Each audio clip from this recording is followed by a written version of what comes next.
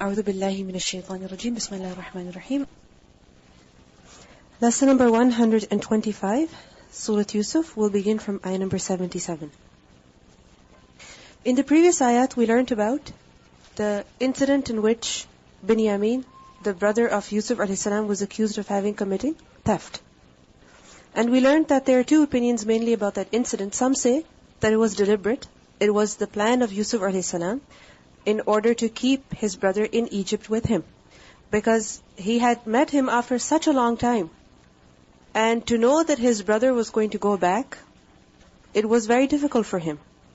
So he wanted to have some family with him whom he could see every day, whom he could meet every day, whom he could speak to every day. Because definitely he must have missed them in all of those years. And secondly, it is also said that this was completely coincidental.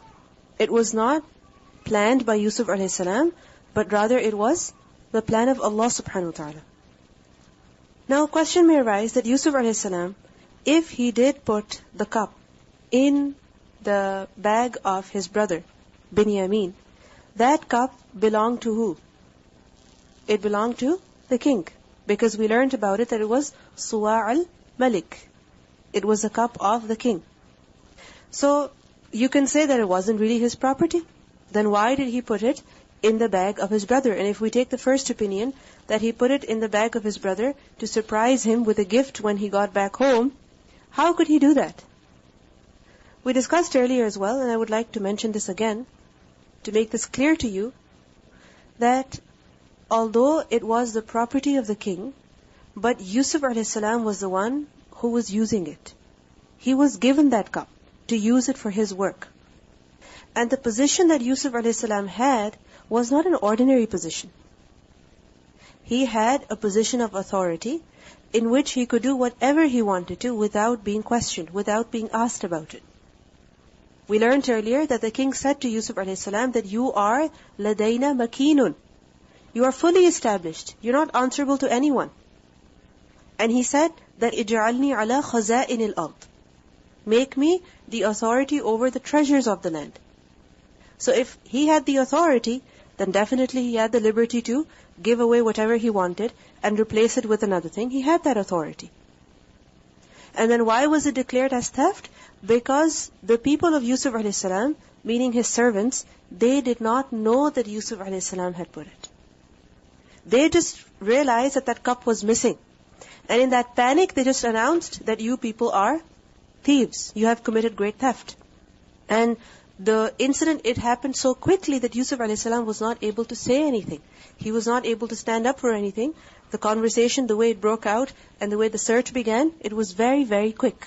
So he wasn't able to take any step. But eventually what happened? The brother of Yusuf a.s., Binyamin, he was to stay in Egypt.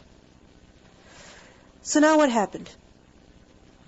When it was established that Binyamin had apparently committed theft, and the brothers were very confident that no one amongst them had committed theft, now they were shocked. Obviously, if one of them had committed theft, the entire group looked bad. Isn't it so? Because it was said earlier that Ya ayyatuhul iru, O caravan, you are sariqun. And they said, we never committed theft. And one of them, from their bags, a cup was discovered. Now all of them were looking bad. So what did they do then? The brothers of Yusuf a.s. qalu, they said, in yasriq, if he has committed theft, who? Binyamin. If he has committed theft, faqad, then in fact, saraqa, he committed theft. Who? Akhun, a brother, lahu, for him, min qablu, before. Meaning already, his brother, meaning his full brother, also committed theft before. Notice that Binyamin is supposed to be their brother as well. And if Binyamin had a brother, he would be their brother as well. But they completely disassociate themselves from them. That if he has committed theft, then his brother also committed theft before. Who do they mean by his brother? Yusuf a.s. Now what does it mean by this? They're saying that he committed theft. There are different opinions about this. First of all, it has been said that this was a complete lie. It was a complete lie. There was no reality to it. They just said it so that they don't look bad. They were just trying to show that this boy, his brother, his entire family is bad. Just as many times, if a girl does not like her in-laws, and if she is accused of something, she will blame who? Her in-laws, for everything. Similarly, if a girl does not get along with a particular friend, she will blame her friend for everything. She will not take the blame for anything at all. So this was a complete lie. Others have said that Yusuf a.s. was accused of having committing theft in his childhood, but the reality was completely different. It wasn't actually that he had committed theft, but the brothers or the rest of the people, they took it as if it was theft. And there are several incidents that are narrated. Like, for example, it is said that once one of his relatives, they had a golden idol in their house. And when Yusuf a.s. saw that, he just picked it up and he took it outside and he broke it. He shattered it to pieces. He broke it. And he was a child. You can imagine a child if he's told, this is bad, this is not good.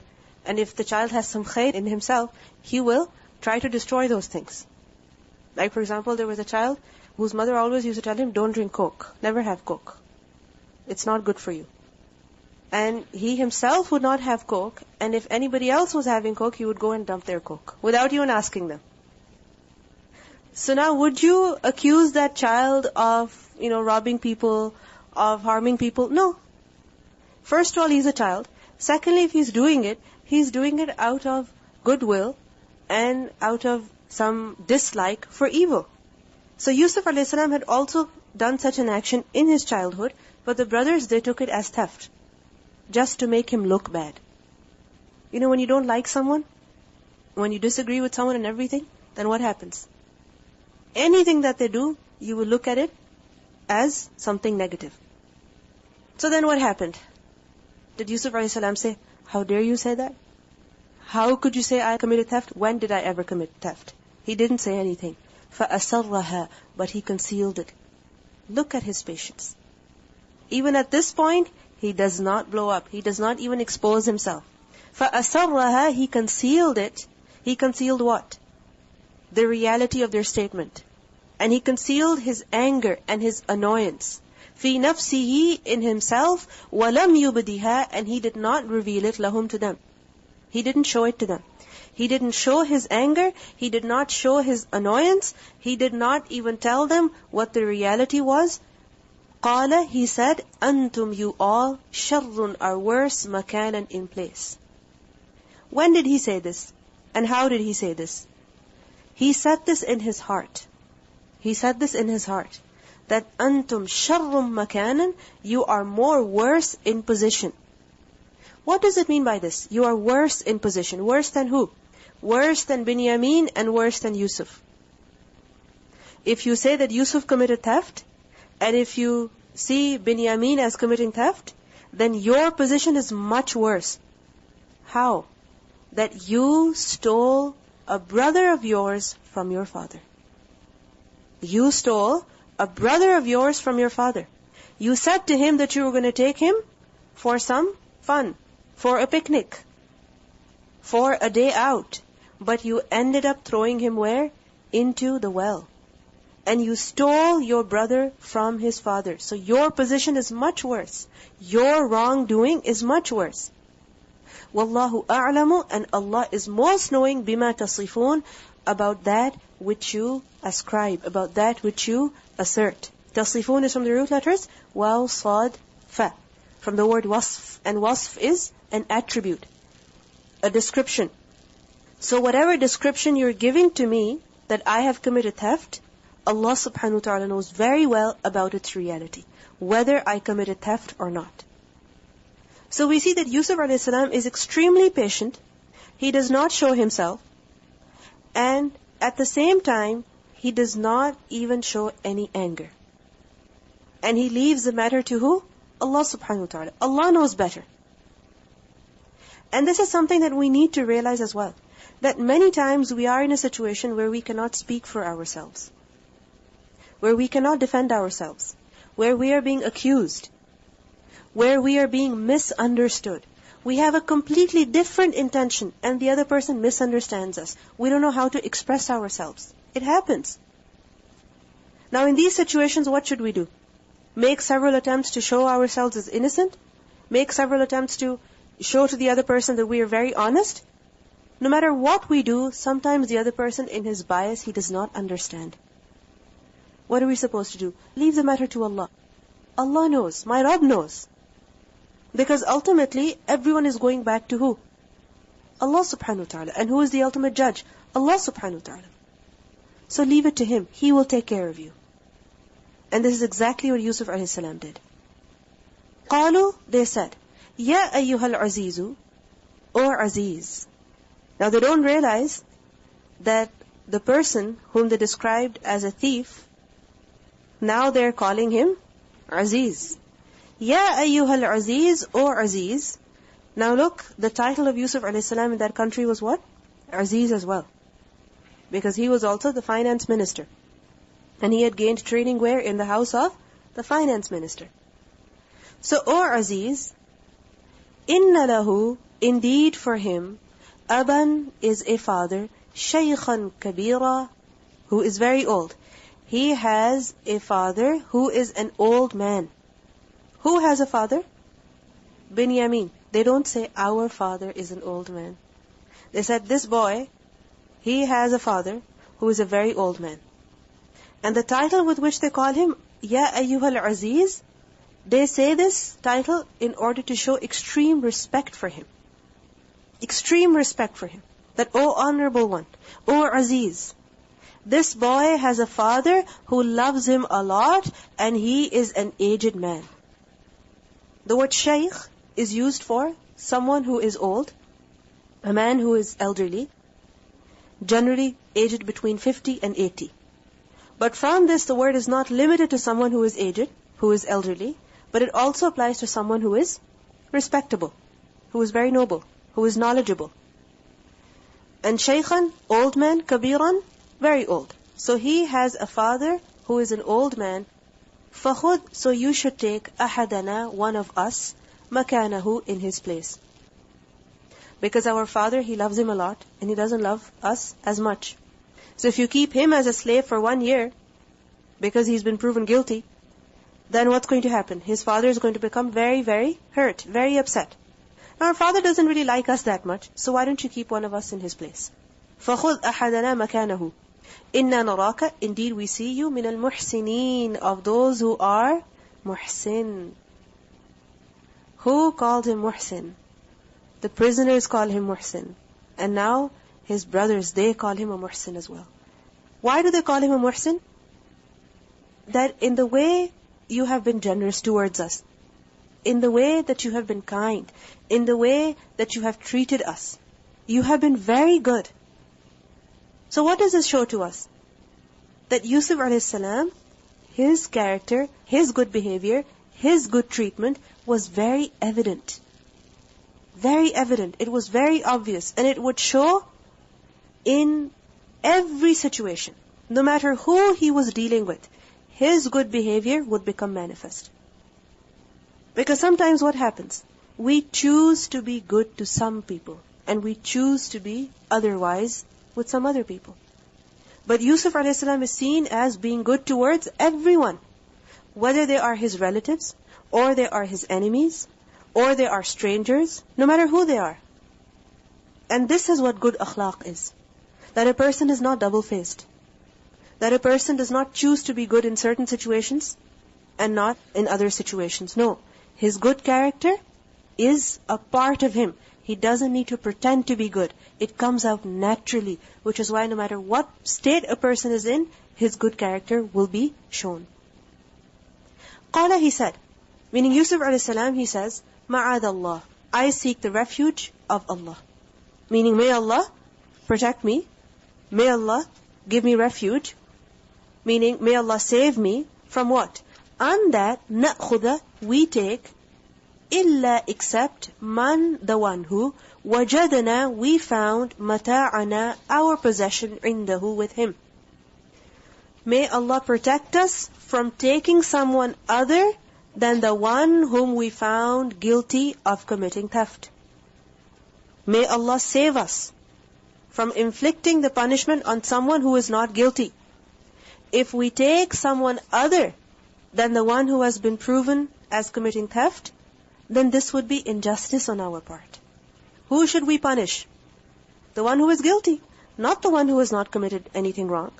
Inna, indeed we, idhan, then, lazalimun, surely wrongdoers. Meaning, if we were to take anyone other than him, anyone other from among you, then this would be injustice on our part.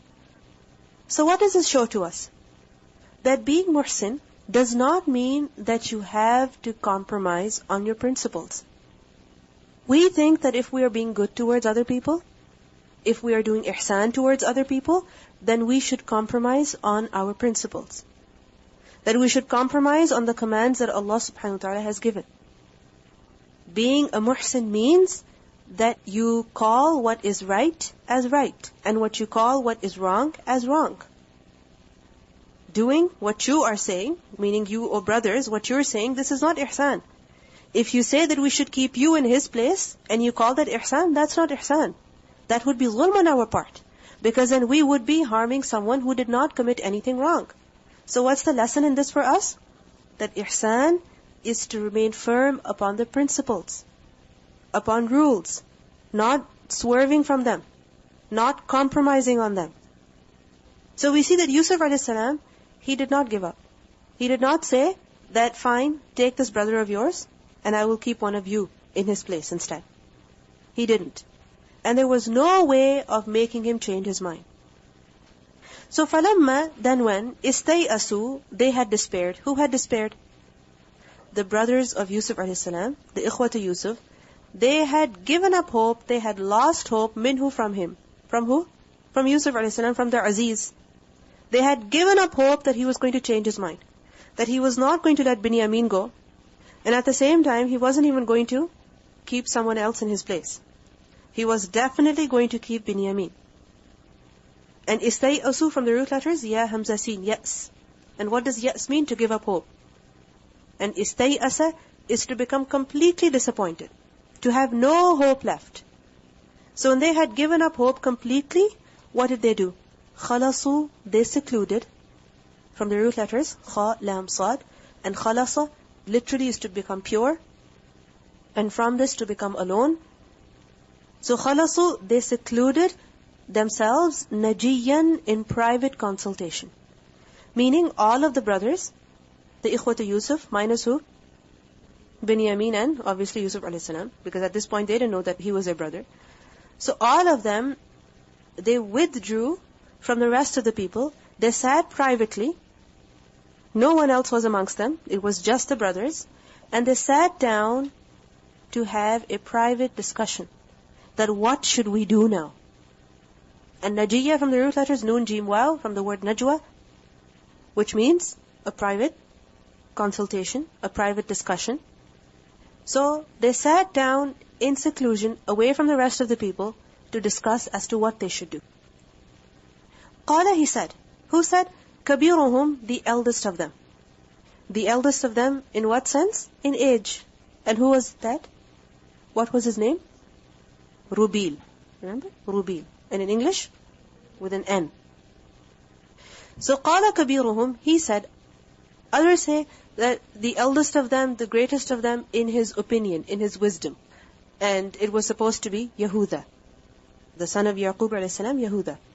However, it's obvious that kabiruhum, the greatest of them, meaning the eldest of them.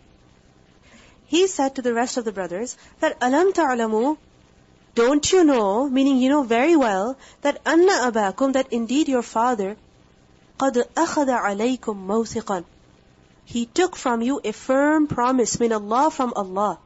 Meaning he made you take a firm promise in the name of Allah. He made you swear by Allah.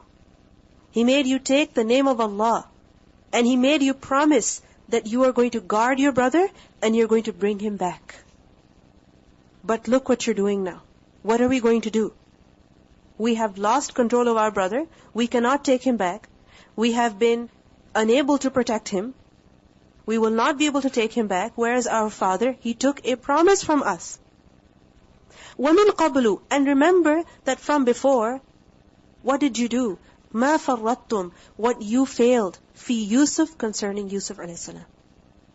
That before, long time ago, what did you do concerning Yusuf?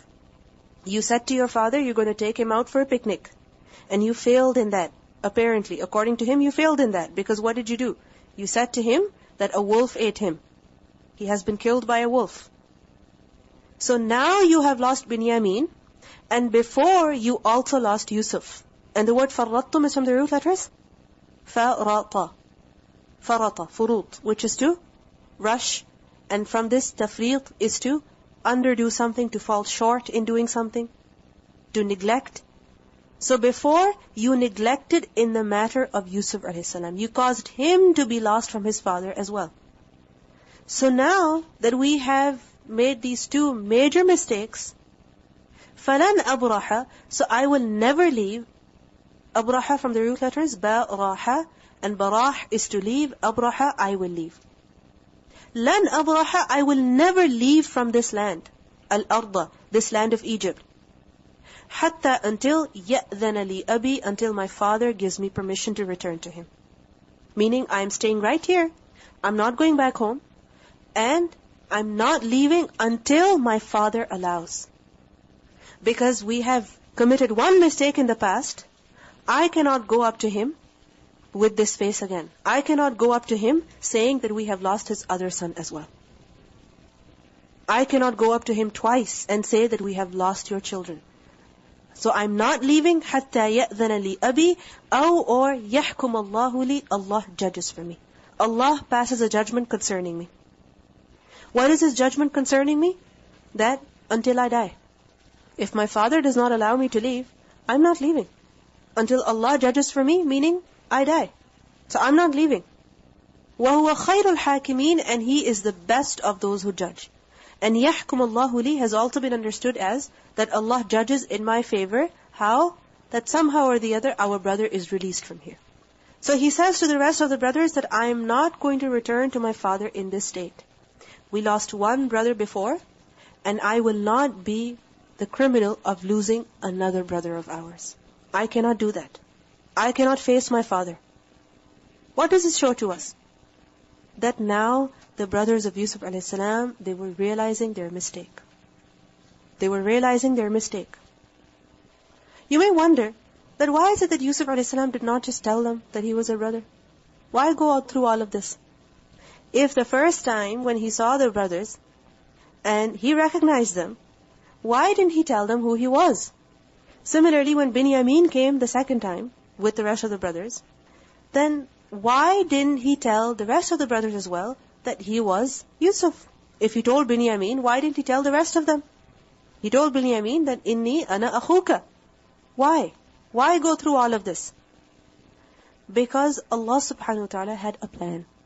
Remember, كَذَلِكَ كِدْنَا لِيُوسُف. If we take that opinion that this whole plan of keeping Binyamin in Egypt, it was not deliberate, it was completely coincidental.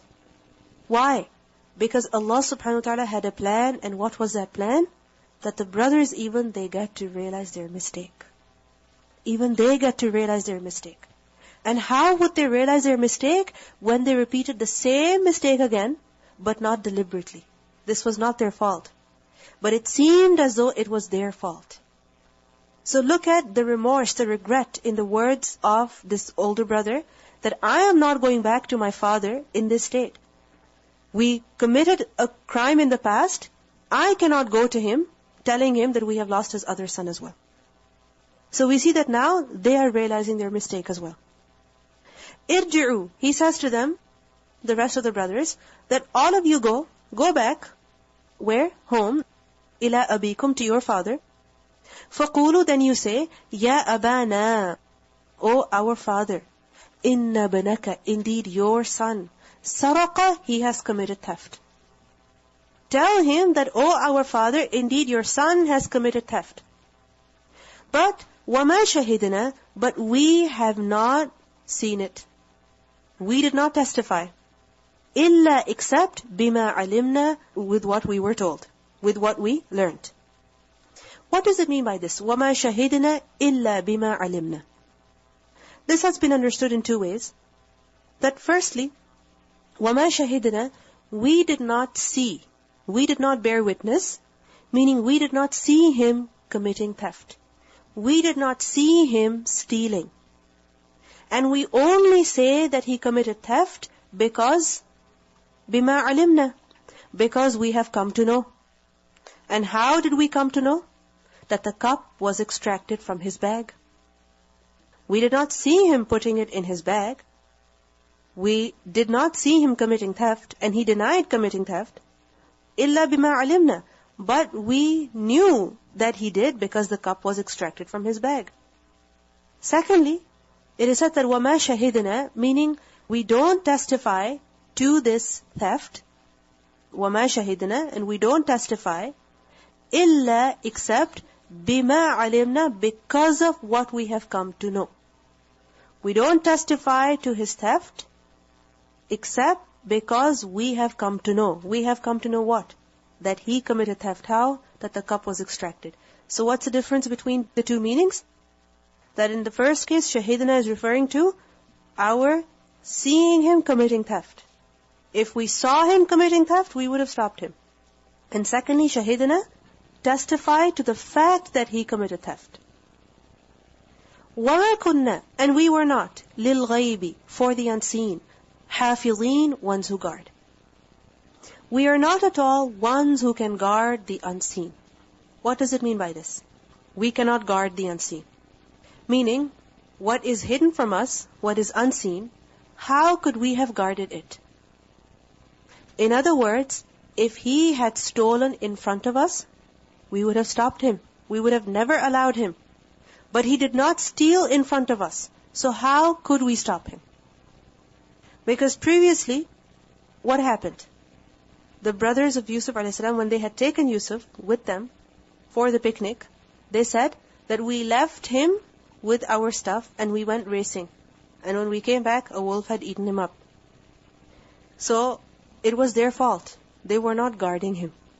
Right? The way that they presented the story, it was their fault. Because they did not guard him, they did not protect him, they didn't look after him. Now over here they say, how could we have guarded for the unseen, meaning what was not before us? We never saw him committing theft. If we had seen him, we would have stopped him. Definitely we would have stopped him.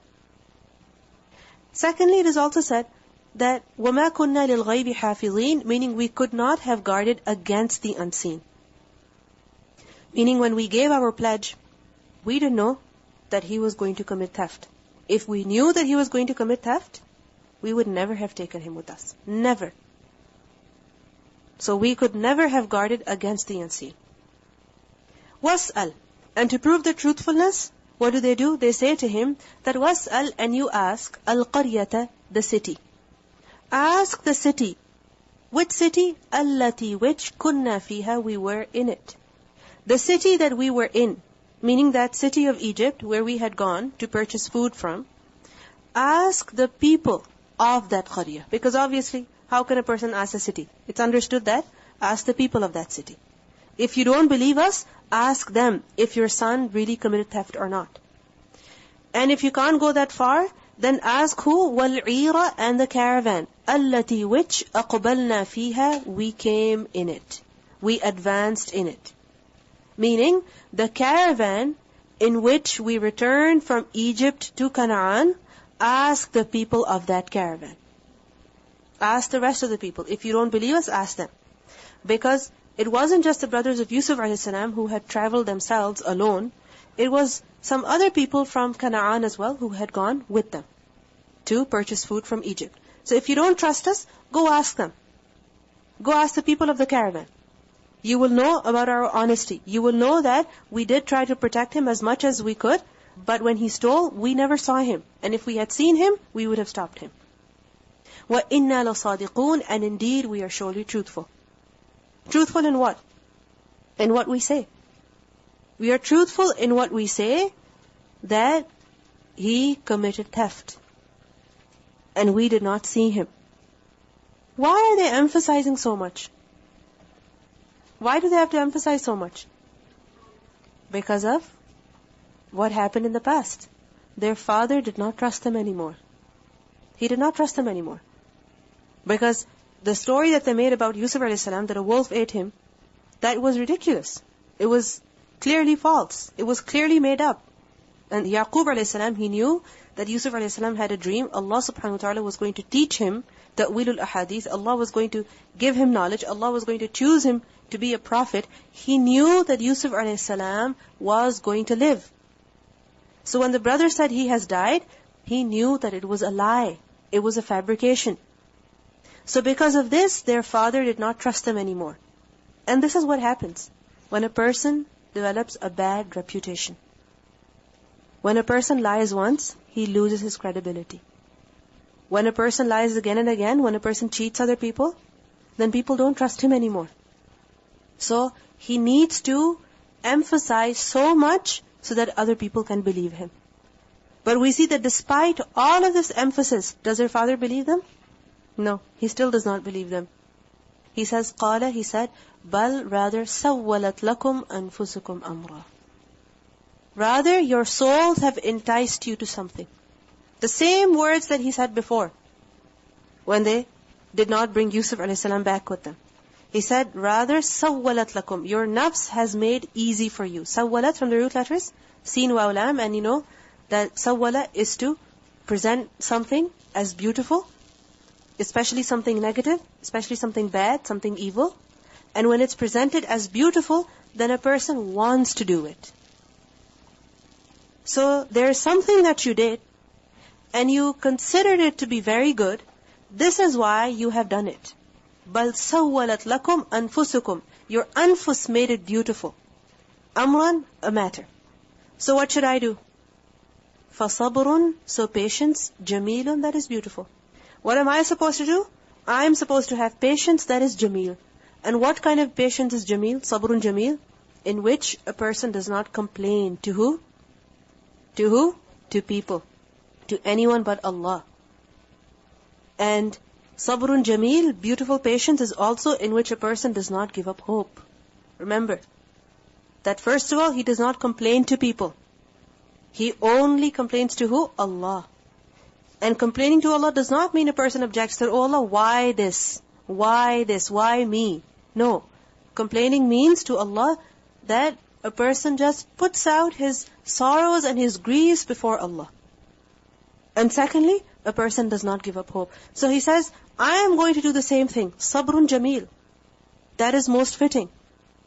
Asallahu, perhaps Allah, an ya'tiyani, that He will come to me, bihim, with all of them, jami'an, altogether. Look at the hope of Yaqub alayhi salam. Instead of giving up hope, that now I have lost another son of mine. What does he say? That perhaps Allah will bring all of them back to me. Who does he mean by all of them? Yusuf and Binyamin and Rubil as well. The one who stayed back in Egypt. He stayed back in Egypt to show to the father about the truthfulness of the rest of the brothers. So he says that hopefully Allah will bring all of them back to me. Innahu huwal alim. Indeed, He is the one who is knowledgeable. Knowledgeable of what? Aware of what? My predicament, my suffering. He knows what I'm going through. And He is Al-Hakim. He is the one who is wise in His actions, in His decisions about me. If He has decreed this, there is some wisdom behind it. Just imagine, a person loses one child, and then he loses another child. First child, he doesn't know where he is. He has no idea where he is. And the second child, he is told that he's taken as a prisoner in a foreign land.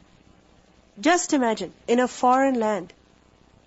And you yourself are so weak, so incapable, that you cannot go searching for them. You cannot go asking that your son should be released.